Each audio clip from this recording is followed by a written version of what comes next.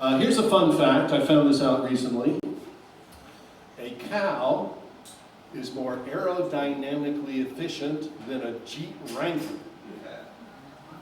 But my question is, did they simulate that, or did they actually get a cow into a wind tunnel like this? Also, it's harder to get a cow up to 55 miles an hour, I'm pretty sure of that. Every month, a couple of my buddies and I get together, and we have beers, and they're retired, both of them, I'm not.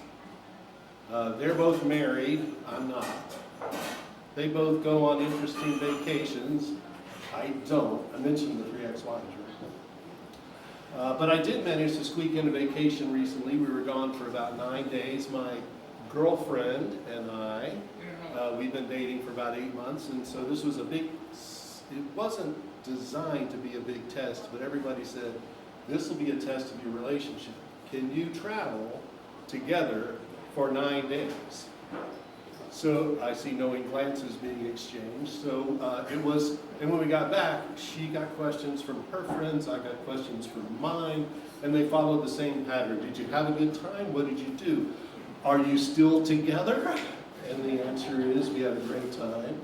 We saw a lot of things, and yes, we're still together, so it was very successful from that standpoint. We flew out to Denver, and we were in Denver and Fort Collins, Colorado, Cheyenne, Wyoming, and Rapid City, South Dakota, seeing a lot of national parks, had a great time. She'd never been in that part of the country. But the main reason we were going, or the driver for making us choose that as a destination is, some people that I used to work with had on a project, a software project, had a project reunion, which I had never heard of before. Anybody else here in the technology field? I've been a developer. Yeah, okay, very good. I've been a developer and a project manager and done all sorts of things in my career. And this was a project that was done 30 years ago. So a reunion of about 15 or 16 people who worked together 30 years ago. That was the main reason for going. And my girlfriend, her name is Galia, and she was concerned. She said, you know, I'm not good in situations like this because she's not, she's kind of reserved. She likes to talk to people she already knows. She's going to be in a room full of strangers. I'm going to know most of the people there. So she was concerned about that, and I tried to reassure her. And then she said to me, she said, I can put you in a room with 30 strangers and you can carry on a conversation. You're good at talking about nothing. I was feeling pretty good until she added the about nothing part, but I knew what she meant, and so I feigned hurt. Like, oh, really, you would say that about me? And she said, no, I just mean you could make conversation with a wall. I'm like, this is not making me feel any better about myself. So we did do that. We had a great time and survived the trip. I saw a few other things while we were out there. One was on highway signs going in and out of Wyoming. There are signs as you enter that say, watercraft check station. All watercraft must stop at rest area. I don't know where, I've never seen a watercraft actually just going down the road, so I'm not sure who they're talking to there, but it was, I thought it was kind of an interesting thing. We did go to Mount Rushmore, which is a great place to go. It's everything you would expect. It's not a surprise. There's 4 guys up on the mountain, all that stuff. It's great. But they have some walking paths that you can take. And Galia likes to walk and get her exercise, and she's like, let's go on this loop. So we go on the loop, and it was great because you get up closer to where the rock face is, and you see a lot of interesting things. But it's at a little bit of an elevation. It's like 5,000 feet, so the air is a little thinner, and I'm getting out of breath. So before we started, she said, I'll buy you an ice cream when we get back.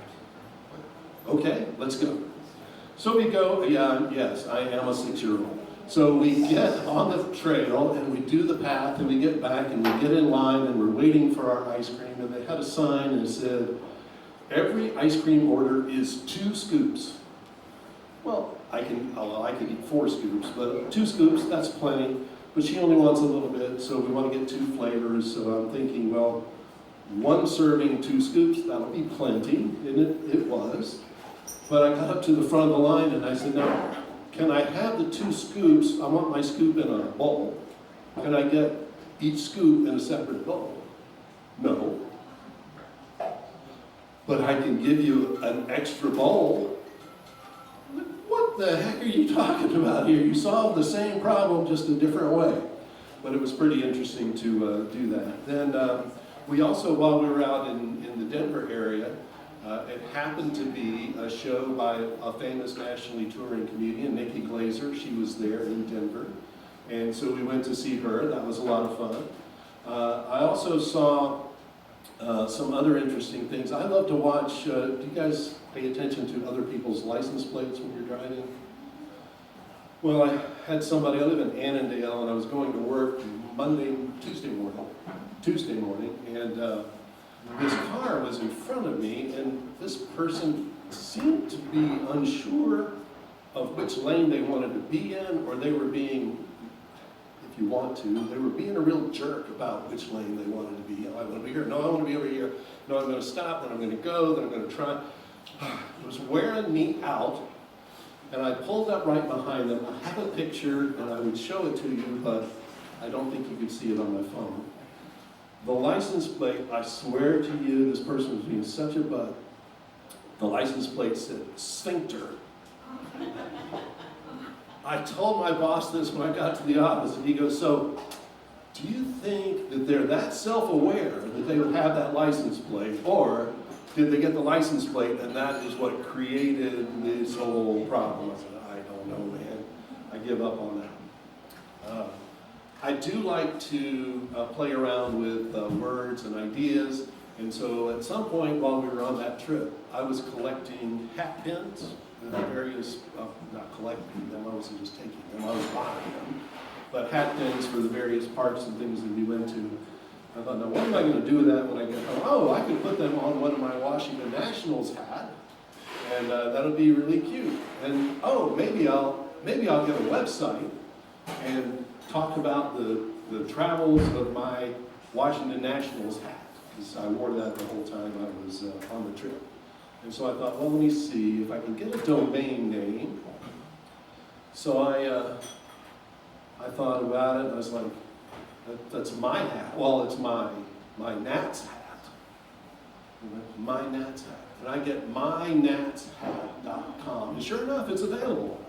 But I didn't buy it because as I looked at it, if you read those letters differently, it's mynatshat.com, and I don't think anybody would go looking at that website. So thank you very much for paying attention. I appreciate it. It's all good. Your host is back, and hope you have a nice evening. Thank you so much.